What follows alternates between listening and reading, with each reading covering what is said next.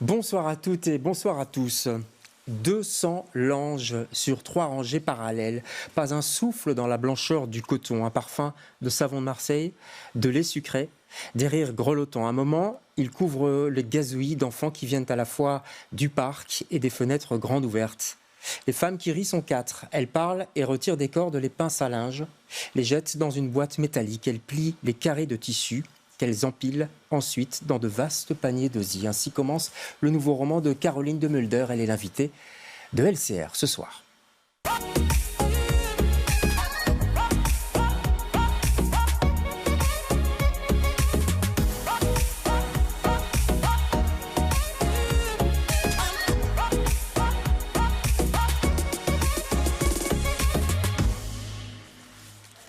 Et bonsoir Caroline de Mulder. Bonsoir David Courrier. Je suis ravi de vous recevoir. C'est pas la première fois. On s'est vu pour vos précédents romans. C'est le quantième d'ailleurs, je me demandais ça. C'est le 6e. Le 6e déjà. Vous ne perdez pas de temps et c'est très bien. Et il est très étonnant celui-ci. Et je me demandais, on va parler du sujet, mais comment ce sujet vous est venu en tête, ce sujet des pouponnières nazies. Est-ce que vous vous souvenez le moment où vous avez entendu parler de ça la première fois ? Alors ça fait longtemps que cette deuxième guerre mondiale m'habite d'une certaine manière, et que j'avais envie d'en faire un roman. Et j'avais envie d'aborder cette deuxième guerre sous un angle différent, qui est sous l'angle des femmes, l'angle féminin. Et des femmes qui sont de l'autre, pardonnez-moi, et qui sont en plus du mauvais côté, entre guillemets. Et exactement, par choix ou par circonstance, elles sont du côté des nazis. Et voilà, parce que les camps de la mort, c'est quelque chose qui a été déjà très, très abordé en fiction. Mais l'envers de ces camps de la mort, c'était ce qu'on pourrait considérer, ou appeler les camps de la vie. Ouais, tout à fait. On est complètement à l'opposé, en gros, dans la machine nazie, quoi. Enfin, ouais. Oui, mais les deux sont en fait les deux côtés d'une même réalité, les deux versants d'une même réalité. Sachant que l'idée, c'était moins de supprimer, ou pas seulement de supprimer les populations indésirables, c'était de les remplacer par des populations désirables, désirées. Une race pure, quoi. Une race pure, exactement. Ouais. Donc c'était vraiment le projet d'Himmler. En fait, c'est lui qui a encouragé à développer ces maternités. Il y en a un peu partout en Europe, d'ailleurs. Oui, absolument. C'était vraiment le projet d'Himmler, un des projets d'Himmler. Ouais. Et il s'agit quand même d'une petite quarantaine de maternités dans toute l'Europe, avec environ 20 000 naissances dans ces maternités, donc des naissances... Pour toute l'Europe, il y a eu 20 000 naissances, c'est ça que vous voulez dire, ouais. Oui, mais donc de femmes allemandes ou étrangères, mais le plus souvent enceintes de SS. Ouais. Et puis il y a quand même aussi 200 000 enfants enlevés et germanisés de force. Tout ça, c'était ce même projet Lebensborn. Ouais. Alors, il y a des Lebensborn un petit peu partout. Celle que vous suivez, c'est la première et la dernière, en fait. On est en Bavière, à Ein-Hochland, je ne sais pas si je prononce bien. Oui. C'est à une dizaine de kilomètres, et c'est ça qui est fou, du camp Dachau. Oui, absolument. Donc c'était en fait cette maternité du Heim-Hochland, c'était un peu la maternité modèle. C'était celle aussi qu'on faisait visiter, c'était celle où se rendait régulièrement Himmler. Et ça a été aussi la toute dernière à tomber entre les mains des Alliés en 1945. Voilà, parce que l'histoire... C'est une histoire, on va en parler, il y a la documentation, puis il y a l'histoire. C'est un roman, ça se passe en 1944. Vous choisissez cette date justement parce que ça vous permet de peut-être amener une maman, enfin une future maman, Renée, qui est française en fait, et qui était, elle, dans une maternité nazie en France, parce qu'il y en avait une, c'était dans l'Oise, je crois. Il y a une seule maternité nazie qui était située près de Chantilly. Voilà, au nord de Paris. C'est donc le Heim de la Morlaix. Ouais. Et ça n'a pas duré longtemps, je crois, une centaine de jours, 120 jours plus ou moins. Oui, et donc le fait de situer l'action à la fin de la guerre, ça permet à la fois de retracer le quotidien de ces Lebensborn, qui était en fait, c'était extrêmement bien organisé, tout était réglé comme du papier à musique. Mais évidemment, en 1944, les choses commencent à se dérégler petit à petit, d'autant plus que à mesure que le front recule, différentes maternités, de plus en plus de maternités sont évacuées. C'est-à-dire que toutes ces mères et tous ces nourrissons vont avancer vont se retrouver en Allemagne et puis, in fine, en Bavière, dans le Heimhochland, qui va vraiment devenir... qui va déborder, entre guillemets. Ouais, c'est ça. Qui va être tout à fait surpeuplé et qui va devenir tout à fait infernal. Je signale d'ailleurs, puisqu'on est en Belgique, il y en avait une en Belgique aussi, à Soumagne, c'est ça, hein? À Wégimont. Au château de Wégimont. Elle n'a pas duré très longtemps non plus. Je sais pas. Est-ce que vous savez par hasard, puisque vous avez fait beaucoup de recherches, j'imagine, là-dessus, enfin, j'imagine pas, ça se ressent en vous lisant, mais est-ce qu'il y avait beaucoup de Françaises et de Belges qui se sont retrouvées en Bavière?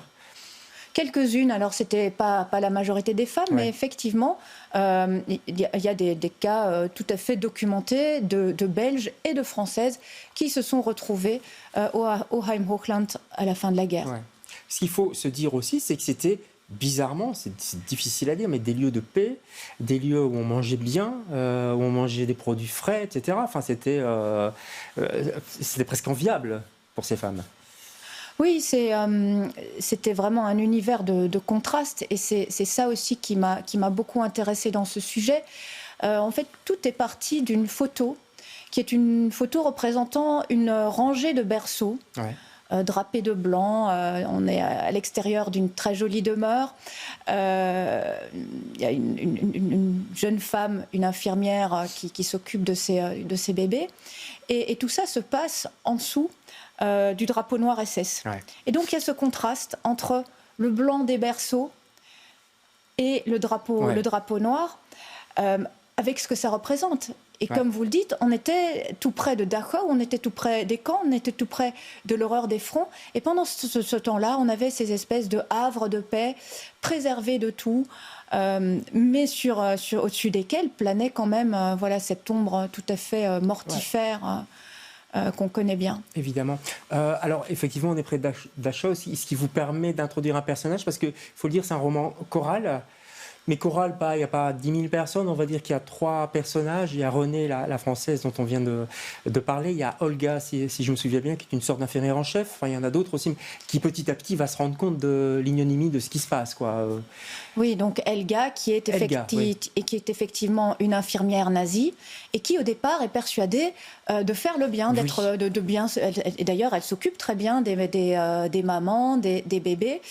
Et à un moment donné, il va y avoir la naissance d'un enfant qui ne correspond pas aux normes et qui va évidemment être euthanasié, parce que c'est ce qui se passait réellement avec ces enfants-là. Et cet enfant qui apparaît dans mon livre, Jürgen, est d'ailleurs un enfant que je n'ai pas inventé. C'est un personnage qui est en fait une personne que j'ai tiré des archives. Et donc, à ce moment-là, elle va commencer tout de même à se rendre compte des implications de ce qu'elle est en train de faire, et elle va commencer à bouger sur son axe. Oui. Et puis il y a Marek, ça c'est le 3e personnage, un personnage masculin. Il est polonais et c'est un prisonnier politique. Il s'est échappé de Dachau et il travaille un peu la nuit autour de... Il fait partie en fait d'un détachement de prisonniers qui est chargé d'entretenir le domaine. Alors évidemment, ça, à des horaires... aussi, j'imagine. Oui, c'est tout à fait... il y avait tout à fait... Cette équipe-là était bien en place et s'occupait du domaine à des moments, évidemment, où les jeunes femmes ne pouvaient pas les apercevoir, puisque tout spectacle pénible leur était épargné. Ouais. Il y a eu beaucoup de documentation, de témoignages, etc. Peu de fiction. Je voudrais quand même noter une bande dessinée qui est sortie il n'y a pas tellement longtemps et qui est très très bonne, que vous connaissez sans doute. Hein, voilà. Oui, très beau roman graphique. Voilà, c'est un roman graphique, on voit l'image à l'instant, mais très peu. Pourquoi, à votre avis ? Je pense que c'est réellement un des derniers tabous de cette guerre-là. Et je dirais que les enfants des Lebensborn, à la fin de la guerre, on a eu du mal à les considérer comme des victimes, parce que c'était quand même des enfants de nazis. Ouais. Et je pense qu'il y a eu quand même une sorte de gêne, gêne, de honte par rapport à ces enfants qui ont eu des destins très, très tragiques. Et qu'on a un peu laissé de côté. Comment vous êtes passé, vous, mais vous allez me dire, je suis romancière, mais de l'histoire hein, avec un grand H, et puis de la petite histoire, l'histoire des gens, ce qu'il faut incarner, évidemment. Il faut donner de la chair à ces personnages qu'on voit peut-être sur des photos, mais qui n'existent pas. Comment ça s'est passé, cette transition ? Alors, là, vous me parlez d'un des grands défis de ce livre. Bah oui. Donc, d'une part, il y a la documentation, parce que sur un sujet pareil, on ne peut pas inventer. Il faut savoir ce qui se passait, comment les choses se déroulaient, à quoi ressemblaient les bâtiments. Donc, on ne peut pas inventer. Et donc, il a fallu, évidemment, intégrer cette documentation. Mais surtout, et c'était ça la vraie difficulté, il a fallu sortir de cette documentation pour entrer dans le romanesque. Bah oui. Et trouver un romanesque qui soit à la hauteur de la réalité. Une réalité qui est renversante, incroyable. Et voilà, c'est à travers ces personnages, en fait, que j'ai réussi à rentrer dans le romanesque. C'est un énorme défi, parce qu'il ne fallait pas être en deçà aussi. C'est compliqué. Oui. Vu la nature de la réalité, ouais. Il fallait un romanesque qui soit à la hauteur. Ouais, et qui ne soit pas spécialement spectaculaire, parce que l'histoire est déjà suffisamment compliquée pour ça. Ça s'appelle La pouponnière d'Himmler. C'est un titre, pouponnière, on pense douceur, hein, et puis il y a Himmler juste à côté. C'est un titre qui interpelle, en tout cas, je trouve, le titre de votre roman. Vous avez un coup de cœur. On ne s'éloigne pas trop du sujet. C'est le dernier Régis Geoffrey, Dans le ventre de Clara. Clara, qui était la maman d'Hitler. Oui, absolument. Donc c'est un roman qui raconte la grossesse de la mère d'Hitler, Clara, et tout est raconté de son point de vue à elle. Donc on a d'une part la reconstitution d'une époque, qui était une époque assez dure d'ailleurs, avec un langage d'époque, ouais.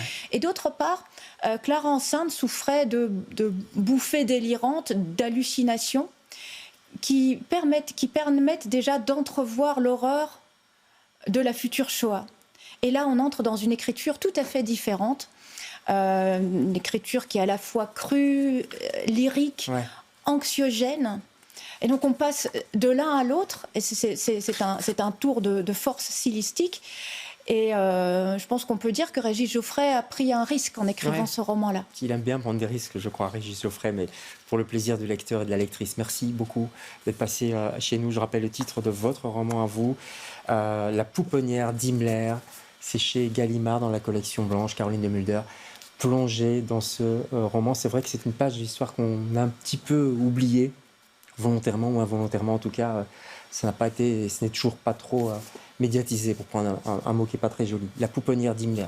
Grand conseil. Merci beaucoup. Merci. Nous, on se retrouve demain avec d'autres invités. Bonsoir.